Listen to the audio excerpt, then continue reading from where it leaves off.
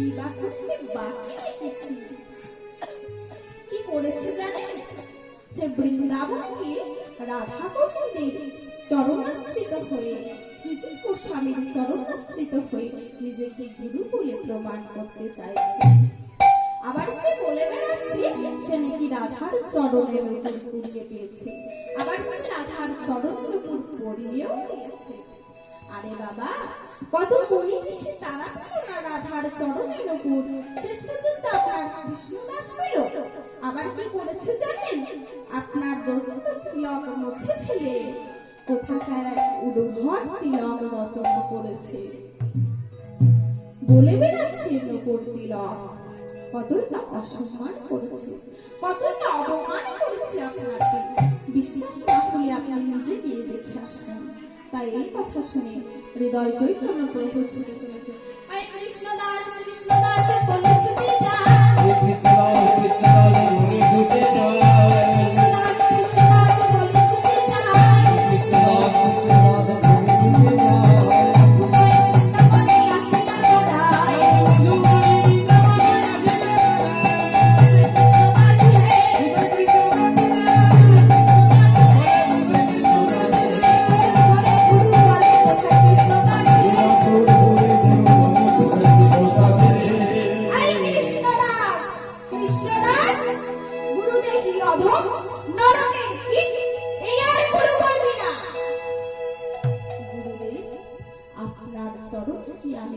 অপরাধ করেছি, স্পর্শ করবি না। কপালে ও কি করেছিস? গুরুদেব, এই স্বয়ং রাধারানীর কৃপার প্রকাশ। এই স্বয়ং রাধারানী আমার কপালে তিলক রচনা করে দিয়েছেন। বটে, স্বয়ং রাধারানী তোর কপালে তিলক রচনা করে দিয়েছে। মুছে ফেল, মুছে ফেল এই তিলক। আমি যে তিলক করিয়ে দিয়েছিলাম সেই তিলক কর। আপনার কৃপাতে আমি পেয়েছি রায়চরণ, তাই এই তিলক যদি আমি মুছতে যাই তো রাধারানীকে অপমান করা হবে। তাই দেহটা তো আপনারই, আপনি যদি এই তিলক আমার মুছে দেন তাতে আমার কোনো আপত্তি নেই। আপনি মুছে ফেলুন, মুছে ফেলুন এই তিলক। বেশ, দেখ এই তিলক আমি মুছতে পারি কিনা দেখ। তাই হৃদয় চৈতন্য প্রভু একটি ভেজে অন্য দিয়ে তিলক মুছতে যায়। আর দেখে তিলক যতই মুছে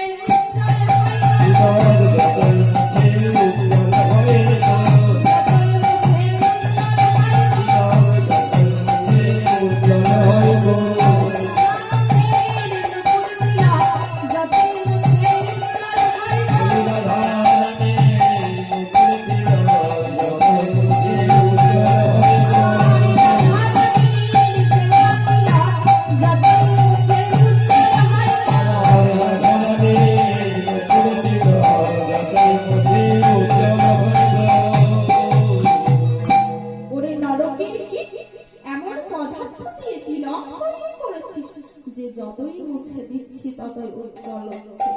এবার দেখ আমি তোকে বেত্রাঘাত করে তিলক মুছাবো। সর্বাঙ্গে বেত্রাঘাত করিতে লাগিল,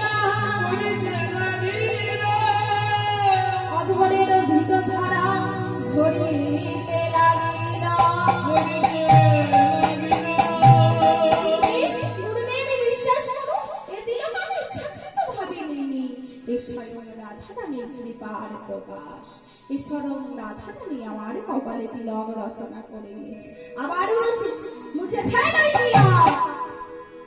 পুনঃ পুনঃ বেত্রাঘাত করিতে লাগিল, শ্রীজীব গোস্বামী আসিয়া জড়ায়ে ধরিল।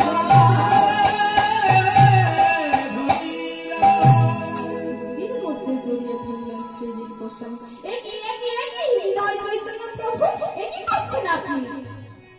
কৃষ্ণদাস আপনার শিষ্য, আপনি যত খুশি শাসন করুন, কিন্তু ও যদি প্রাণে বেঁচে থাকে তবে তো শাসন করবেন। ও যদি মরে যায় আপনি কাকে শাসন করবেন? আর মারবেন না। যা, তুই আজ শ্রীজীব গোস্বামীর জন্য বেঁচে গেলি, কিন্তু আমি তো তোকে তিলক মোছাবই। তাই হৃদয় চৈতন্য প্রভু একটি কুঠিতে বিশ্রাম নিয়েছেন, অমনি সর্বাঙ্গে এলো, অমনি স্বপ্নে এলো হঠাৎ গৌরাঙ্গ মহাপ্রভু।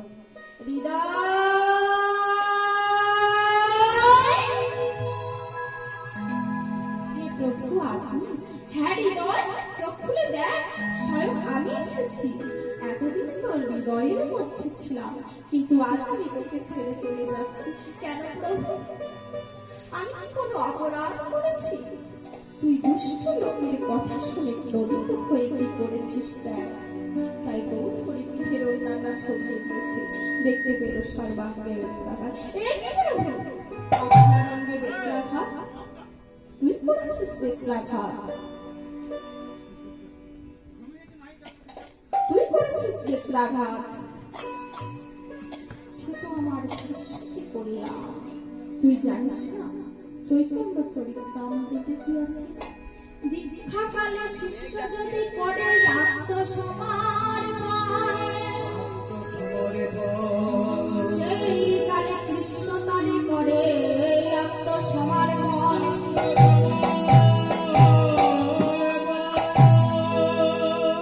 দীক্ষাকালে শিষ্য যদি গুরুর চরণে আত্মসমর্পণ করেন, তখন শিষ্যের দেহটার সঙ্গে কৃষ্ণের দেহটা এক হয়ে যায়নি। তাই গৌর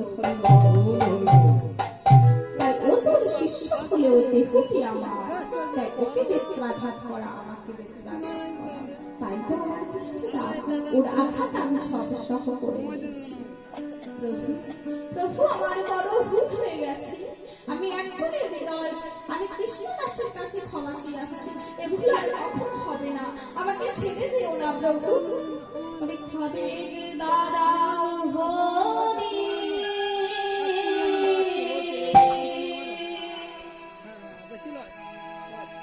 যেও না, যেও না, নিদয় হইও না, বিজয় হইও না। পরাণ ভরিয়া হে পরাণ ভরিয়া হে। তাই সঙ্গে সঙ্গে ছুটে গেলেন হৃদয় চৈতন্য প্রভু। কৃষ্ণদাস, কৃষ্ণদাস! কি প্রভু, আপনি ছুটে এলেন? এই অধমকে ডেকে পাঠালে তো আমি ছুটে যেতাম। কৃষ্ণদাস, তুই আমাকে ক্ষমা কর। কৃষ্ণদাস, তোকে বেত্রাঘাত করেছি, তুই খুব লেখেছেন না রে বাবা। না না মূর্তি, বরং আপনি ভালোই করেছি। কেউ হয়তো বলতো আমি রাধা রানীর চরণে নূপুর পরিয়ে পেয়েছি, কেউ হয়তো বলতো আমি কৃষ্ণের বাসে পেয়েছি, কেউ আবার বলতো আমি ললিতার কঙ্কণ কুড়িয়ে পেয়েছি। এইভাবে বৈষ্ণব সমাজের প্রবাঞ্ছনা প্রতারণা সৃষ্টি হতো। আপনি না হয় আমাকে বেত্রাঘাত করে পরীক্ষা করে নিয়েছেন, আপনি ঠিক করেছেন। এই নিরমল গৌর প্রেমরস সিঞ্চন, নিরমল গৌর প্রেমরস সিঞ্চন, নিরমল গৌর প্রেমরস সিঞ্চন, নিরমল গৌর প্রেমরস সিঞ্চন, গৌর সব মনয়া, গৌর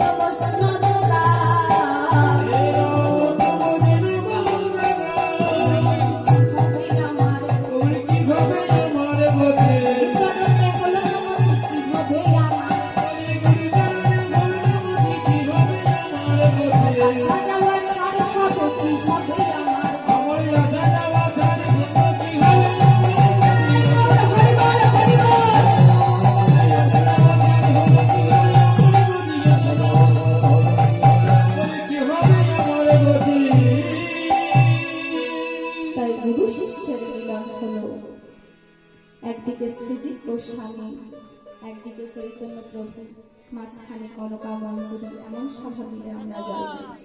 বন্ধ করবে না, বন্ধ করবে না, বন্ধ করে সিটে উঠবে।